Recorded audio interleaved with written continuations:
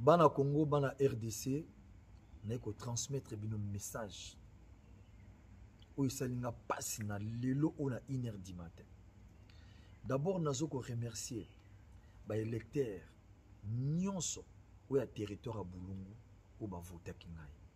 Maman va se déplacer, va outil musique dans le village. Parce que ça fait très longtemps, na Longwa, na territoire à Boulungu, na zonga kota la bangoti. Tant que moninga va sepil makas moi na biso ayi. Babaki non, il faut te peso ba voix. D'abord merci na geste bosalaki na ba déplacement le monde de boyaki. Mais lelonga na za trop dessus. Na onga na molo na 1h du matin. Na ndimaki ya moti. Na beko o etamoli partout soit disant il y a ba fraudeur. Na makambo bino boyebi kuna na kati ngaku ata ikomo ko isa na moti. Komo na nga etangami te même eko. Mais lelo na 1h du matin nga moko Nathalie esalinga passe. Ouais ba ke bateau ba voter ngai. Ba ça dessus ba rouler na kati ba rouler là.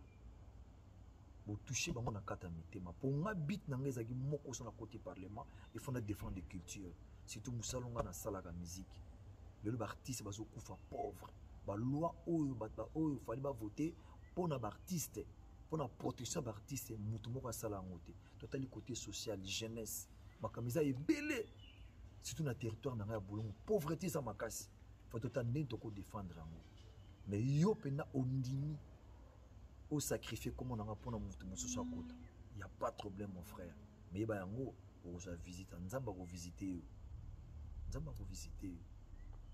Ngai nazana malba, nazana pouvoir mokoti. Ngai lo sambu kandi na sambelaka. Na ebité ngai wera son na salani. On est boulingango.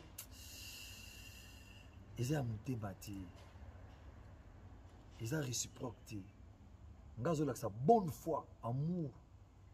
Mais nazo soit toujours ba déception. Ce n'est pas bien. Naza ilo musa ko lobate, na sengi nokaka merci parce que nzambe aza na pesi so maboko nzambe. Ya zali mettre ya temps et en circonstances. Na pesi kana maboko na ye. Tous les fanatiques de la maison mère bokitsa mutema. Problème est na mutema. Bakati na maboko te na continuer boulot na ngana salaka. Mais on a lingai ko sala, ils a pour défendre l'artiste et tout en général. Natala pi ba kamususu. Mais ça n'a pas de problème te. La vie continue. Mais yeba yango kolela ya bato moka ezaka mabetro kolela kama ya misu. Ba tala bino eza normal te na acte bosali. Na yebi ke makambo e changer on a 1h du matin, minuit pour na zaki au courant ya makambo tout tina dernier meeting la vandi boy na yebi ke problème ezate. Mais côté politique to longola oyo son. Na sali loko mo mabete. Na sali mutu mabete, na fini mutu moko te, na intercalé mutu moko te, rien du tout. Mona mboka. Ah, et ça n'a pas graffité. À bon attendre sali. Merci beaucoup.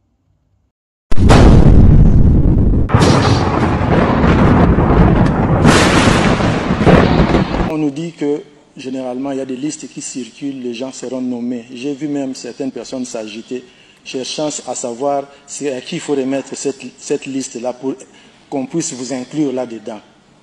Lokuta. Louvu Nunabao.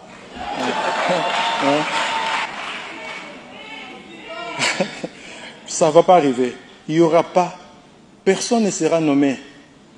Vous allez le voir. Il faut leur dire, ceux qui sont candidats, il n'y aura pas de personnes nommées. Le pays n'a pas besoin de ça. Louvu Nunabao. Okay.